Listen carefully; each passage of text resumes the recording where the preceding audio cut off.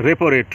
दोस्तों आज मैं आप लोगों को बताने वाला हूँ रेपो रेट के बारे में। रेपो रेट अर्थव्यवस्था का टॉपिक है और इसका नाम सुनते ही बहुत ही टेंशन सा फील होने लगता है, क्योंकि लोग एक्चुअली में समझ ही नहीं पाते हैं कि रेपो रेट होता क्या है।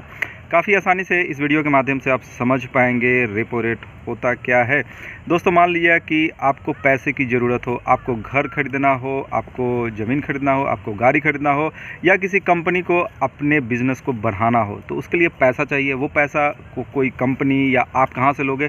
आप जाओगे या कंपनी जाएगी किसी बैंकिंग सिस्टम के पास, कमर्शियल बैंक के पास यानी वाणिज्यिक बैंक के पास, जैसे कि bank of Baroda, Punjab national bank, state bank of India. और वहाँ से आप कर्ज लोगे और वो जो बैंक है किसी सिक्योरिटी के एवज़ में, जैसे कि आपका ज़मीन का कागज़ वो देखेगी और उस एवज़ में पैसा देगी और उसके लिए वो कुछ ब्याज भी तय कर देगा।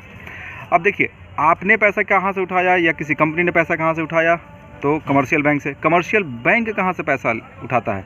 ऐसा तो नहीं है कि कमर्शियल बैंक पैसा छाप रहा है, तो वो पैसा उठाता है आरबीआई से, यानी आरबीआई से पैसा आता है कमर्शियल बैंक में और कमर्शियल बैंक से पैसा आता है आपके पास।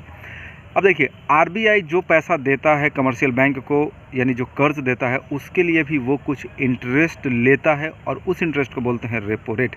यानी आरबीआई से पैसा आया कमर्शियल बैंक में और कमर्शियल बैंक से पैसा आया आपके पास, यानी इकोनॉमी में जो पैसा आता है वो एक सफ़र तय करता है आरबीआई से लेकर के आपके पास, और बीच में होता है कमर्शियल बैंक, जैसे कि state bank of India, Punjab national bank वगैरह। अब आरबीआई अगर कम इंटरेस्ट में बैंकों को पैसा देगा तो बैंक भी कम इंटरेस्ट पे आपको लोन देगा, यानी कि अगर रेपो रेट जब कम होगा तो आपको भी कम रेट पर लोन मिलेगा, जिससे होगा क्या? आप ज़्यादा पैसा उठाओगे। आप ज़्यादा पैसा उठाओगे कहने का मतलब है कि मार्केट में ज़्यादा पैसा आएगा। जो कंपनियां हैं, चूँकि लोन सस्ता हो गया है तो वो ज़्यादा पैसा उठाएंगी बैंकिंग सिस्टम से।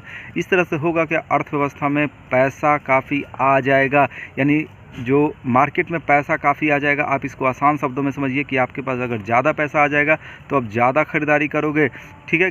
क्योंकि सिंपल सी बात है कि पैसा को आप बक्सा में रखोगे नहीं, पैसा को कहीं ना कहीं आप लगाओगे, कुछ खरीदोगे, तो उससे होगा क्या? उससे महंगाई बढ़ जाएगा। अब जैसे देखिए ना, मार्केट में अगर ख़रीदार बहुत ज़्यादा हैं, अगर ज़्यादा लोग पैसा लेके जा रहे हैं, तो दुकानदार भी सोचेगा अरे पैसा वाला लोग ढेर है, सामान का कीमत बढ़ा दो, तो ओवरऑल महंगाई बढ़ जाएगा। यानी रेपो रेट घटने की वजह से लोन का डिस्ट्रीब्यूशन ज़्यादा होगा, अर्थव्यवस्था में ज़्यादा पैसा आएगा और जिस वजह से होगा क्या? महंगाई बढ़ जाएगा, ठीक है? अब इस महंगाई को लगाम लगाने के लिए रेपो रेट को फिर से बढ़ा दिया जाता है आरबीआई के द्वारा। तो दोस्तों आपको समझ में आ गया होगा कि रेपो रेट क्या होता है। Thank you.